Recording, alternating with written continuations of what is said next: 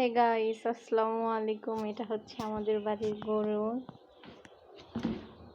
দেখুন কি দুষ্টামি করে।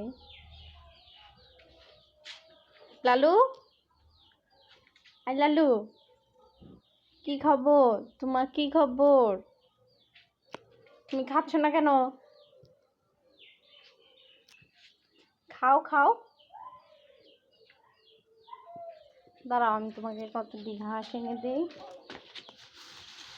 তারপরে মজা করে ঘাস খাবে।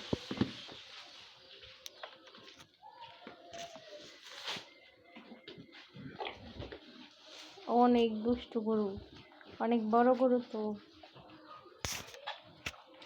দাম প্রায় 2 লাখ 2.5 লাখ হবে।